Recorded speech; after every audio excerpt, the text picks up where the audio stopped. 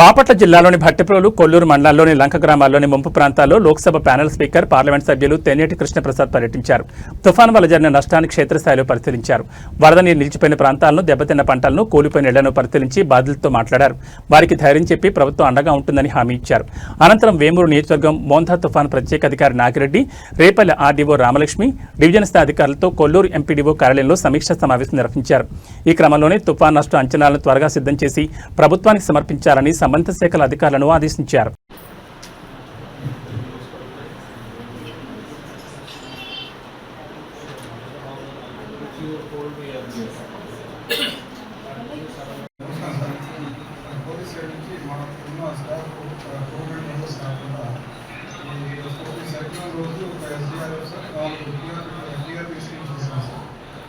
తర్వాత sir secretariat అన్ని కూడా ఆర్టీజీఎస్ దీని ప్రకారంగా ప్రతి సెక్రటరియట్ కూడా 110 ఐడెంటిఫై చేశారు సార్. సబ్మిషన్ 110 కూడా ఒక కానిస్టేబుల్ ఇచ్చేసి మ్యాన్ బ్యాక్కి. బాపట్ల జిల్లా కొల్లూరు మండలంలో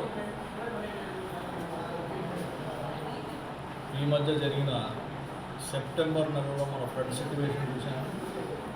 ఆ తర్వాత ఇప్పుడు అక్టోబర్ నెల 26, 27, 28, 29 ఈ 4-5 రోజుల్లో మోంతా సైక్లోన్ సిట్యువేషన్ చూసాం. ఈ 2 సందర్భాలలో రైతులు చాలా నష్టపోయారు. ఎక్కడెక్కడ ఏమేమి నష్టమైంది అని నేను కూడా కొన్ని గ్రామాలు తిరిగి చూస్తే ముఖ్యంగా మనం చూస్తామంటే హార్టికల్చర్ ఎక్కడైతే ప్లాంటేషన్ చేశారో, ఎక్కడైతే హార్టికల్చర్ క్రాప్స్ ఉన్నాయో అవి చాలా మటుకు కంప్లీట్గా డ్యామేజ్ అయ్యాయి. సో ఆ రైతన్న చాలా నష్టాల్లో ఉన్నాడు. తప్పకుండా తెలుగుదేశం, బీజేపీ మొత్తంగా ఉన్నారా లేదా, అందరూ ప్రజలతో ఉన్నారా లేదా, ప్రజల మధ్యలో వెళ్ళారా లేదా, ఎక్కడైతే ఎఫెక్టెడ్ ఏరియాస్ ఉన్నాయో అక్కడ అడ్వాన్స్ ప్లానింగ్. ఇప్పుడు మనం చూస్తున్న ఆంధ్రప్రదేశ్ రాష్ట్రంలో, ఇప్పుడు ప్రభుత్వంలో, మన మంచి ప్రభుత్వంలో చూస్తున్నది ఏంటంటే దేనికైనా సరే planning, meticulous planning, advance planning. ముందే ప్రతి అంశంలో, ప్రతి విషయంలో ప్లానింగ్ చేసుకుంటూ ఎటువంటి నష్టం జరగకుండా, ప్రజలకి ఇబ్బందులు జరగకుండా అడ్మినిస్ట్రేటివ్ మిషనరీ ఎఫెక్టివ్గా, పర్ఫెక్ట్గా చేసి ఎక్కడా ప్రాణ నష్టం జరగకుండా చేసింది. ఇప్పుడు మనం బాపట్ల జిల్లా, బాపట్ల పార్లమెంట్ కాన్స్టిట్యున్సీ, తర్వాత వేమూరు నియోజకవర్గము, రేపల్లె నియోజకవర్గం, రేపల్లె అడ్మినిస్ట్రేటివ్ సబ్ డివిజన్ వరకు చూస్తే, మన రెవెన్యూ సబ్ డివిజన్ వరకు చూస్తే ఎక్కడ ప్రాణ నష్టం జరగలేదు. ఎక్కడ కూడా పశువులు కానీ, క్యాటిల్ కానీ ఎక్కడ ఎఫెక్ట్ కాలే. కొన్ని ఇళ్ళు డ్యామేజ్ అయ్యాయి. ఎందుకంటే ఈసారి మనకి చాలా పెద్ద గాలులు వచ్చాయి. స్పీడు, ఈ గాలుల స్పీడు చాలా ఎక్కువ రావడం వల్ల అందుకే మన బనానా అంటే అరటి పొలాలు కూడా పడిపోవడం అందుకే జరిగింది.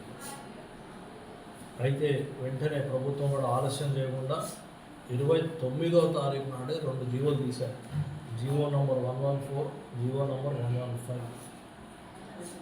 అసలు ఒకరోజు కూడా ఆలస్యం లేకుండా వెంటనే తీశారు.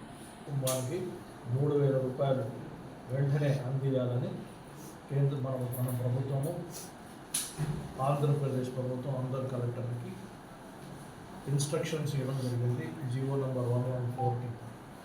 అదేవిధంగా జీవో నంబర్ 115కి అది కూడా 29వ తారీఖు నాడే ఇచ్చారు. దానికి ఏంటంటే ముఖ్యంగా ఫిషర్మెన్ వరకు, మత్స్యకారులు ఎవరైతే ఉన్నారో, మత్స్యకారులు ఎవరైతే ఈ సమయంలో వాళ్ళు సైక్లోన్ ఎఫెక్ట్ కాబట్టి సముద్రంలో ఉండి వాళ్ళ పని చేయలేరు కాబట్టి, వాళ్ళు వచ్చేసేవాళ్ళు కాబట్టి వాళ్ళకి ఆ 3 రోజులు ప్యాడీ కింద,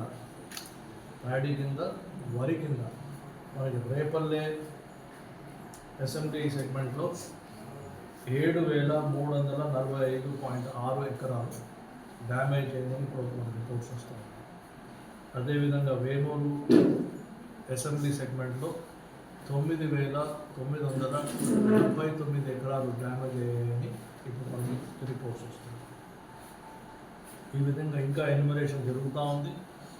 ఈ ఎన్యుమరేషన్ అంతా జరుగుతున్న తర్వాత మనకి ఏంటంటే ఎక్కడెక్కడ డ్యామేజ్ అయిందో వాళ్ళకి ఎట్లా నష్టపరిహారం ప్రభుత్వం ఏర్పాటు చేస్తామనుకుందో దాని ప్రకారం మనం వాళ్ళకి వెంటనే తక్షణమే ప్రభుత్వ అధికారులు రంగంలోకి దిగి వాళ్ళకి ఆ నష్టపరిహారం చెల్లించాలి అని ప్రభుత్వం నిర్ణయిస్తుంది.